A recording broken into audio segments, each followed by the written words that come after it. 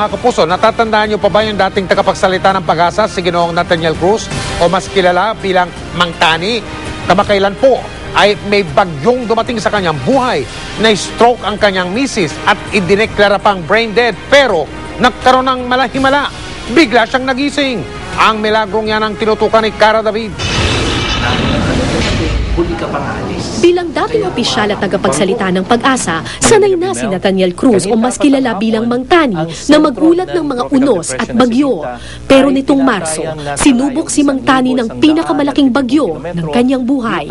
Isang taon nang nagtatrabaho sa Darwin, Australia si Mang Tani. Nitong Pebrero, sumunod ang asawa niyang si Glo para samahan siya sa kanyang kaarawan. Isang sorpresa sana para sa kanya ng kabiyak. Nung una, walang kasing sayang mag-asawa. Pero noong March 7, biglang sumakit ang ulo ng asawa ni Mang Tani. Natulog ito at hindi na nagising. Agad na isinugod sa ospital si Glo na stroke habang natutulog ang asawa ni Mang Tani. Parang nalulunod ako noon na naghahanap ako ng sasagip sa akin. Sabi ko nga sa sarili ko, Diyos ko po, hindi po ito totoong nangyayari. Lumipas ang 2 linggo, hindi pa rin nagigising si Glo. Idineklara siyang brain dead ng mga doktor sa Australia. Iminungkahi nila kay Mang Tani na tanggalin na ang life support system ng asawa. Pero hindi pumayag si Mang Tani at patuloy na kumapit sa isang himala. Nabi sa kanila, we believe in miracle and there will be miracle. Gloria will make it. March 20, makalipas ang 2 linggong koma, dininig ang panalangin ni Mang Tani. Pagdating namin sa kanyang kwarto, nagulat na lamang kami dahil pagtingin namin, nakadilat na siya. Hindi pa siya nakakapagsalita, hindi pa siya kumikilos, pero nakita namin yung 2 mata niya nakadilat, as in nakadilat talaga. So nung lumapit yung aking anak, Mami, nakatingin lang siya sa anak ko, Mami, nakikilala mo ko. Tumangulang ng maraan si Glo, nagsisigaw na kaming lahat. Hindi makapaniwala ang mga doktor sa nangyari. Tinawag nilang miracle patient si Glo.